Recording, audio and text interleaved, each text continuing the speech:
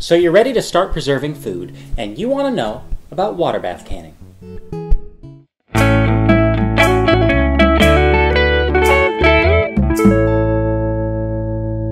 So here's briefly how water bath canning works. You'll put your food into a clean mason jar, and then put a lid, which has a rubber sealing compound, on the jar. Then you'll put a ring on top of that lid to hold it in place. There will always be just a little bit of headspace in between the food and the lid. The whole thing gets submerged in boiling water. Now, when air is exposed to heat, it expands.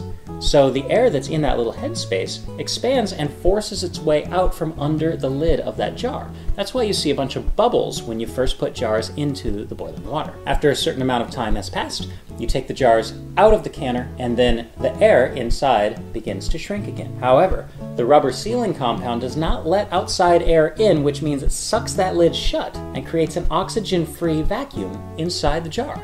Now, not only have you killed the microorganisms that could get you sick or spoil the food, but you've also created an environment in which they cannot survive, free of oxygen and high in acid. Always follow a recipe with water bath canning, because not everything can be water bath canned.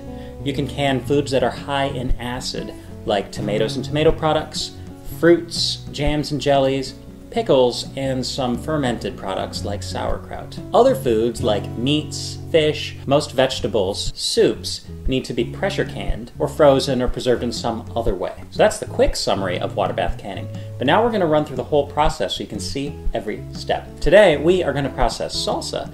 However, most of these steps are going to apply to most of the different things that you might be water bath canning. Here's everything that you'll need for most water bath canning projects. This is a 21.5 quart graniteware water bath canner. It comes with a jar rack and its lid, an accessory kit.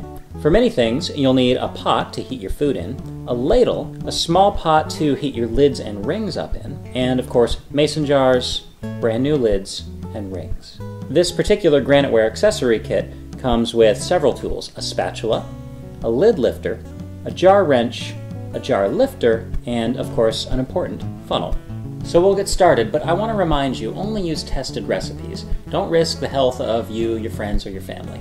We made salsa, but we're going to go ahead and speed through that as fast as we can, because that's not the focus of this video. When our prep is done, we've got our salsa into a pot.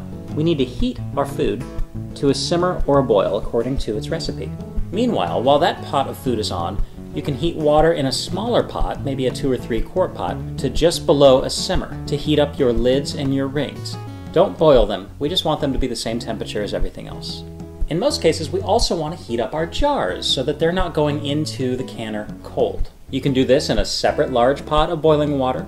You can pour boiling water into your sink, or for small batches, I like to just heat water in my canner and store them there. Now when your food has cooked for the appropriate amount of time, you can pull out those hot jars. Put them on a cloth or a cutting board where you have some room to work. Leave those lids over in their hot water until you're ready for them. Ladle your food into your jars.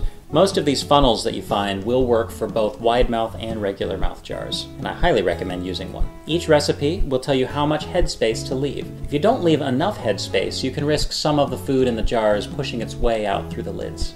To remove trapped air bubbles, tamp the jars once or twice on the counter, and run a silicone or rubber spatula along the jar's edges. Don't use metal, as that can scratch the glass. Wipe the rims of the jars with a clean cloth or a paper towel to remove food or sugar. Now use tongs or a magnetic lid lifter to pull the lids out of their hot water. Center each lid on a jar. Next, screw the rings on to fingertip tightness. This just means twist the ring as lightly as you can so it spins around the jar and the lid. And when you meet that first bit of resistance, take 3 fingers and twist the ring just a touch more. You should be able to twist it harder, but you don't want to twist it harder. Now that the jars are full of hot food, you can use a jar lifter to transfer them to the rack sitting at the canner. Now lift the handles of the rack and carefully lower it into the water. Do be careful, because hot water is hot. Make sure that no matter what size jar you're using, there's at least 2 inches of water above the surface of the jars. That way, as the water boils and moves around, the jars will always be submerged. Once the jars are in there, you can always add more hot water if you need. Some people like to keep some hot nearby in a tea kettle. But before you start your timer, always make sure that the water has come back to a rolling boil. This is not a rolling boil. This is a rolling boil. Start a timer and wait. Oh, that was faster than I thought. You know what that means? It's salsa time. So we're gonna... Not that kind of salsa. We're going to turn off the stove and use your jar lifter again to pull out the jars, one by one. Now, do not tip the water off of the tops of the jars. That causes food to slosh around and can ruin the seal. Set them all on a cloth somewhere where they won't be in the way. And congratulations! Your salsa's done. Now you just need to wait for it to cool, so we'll wait till tomorrow.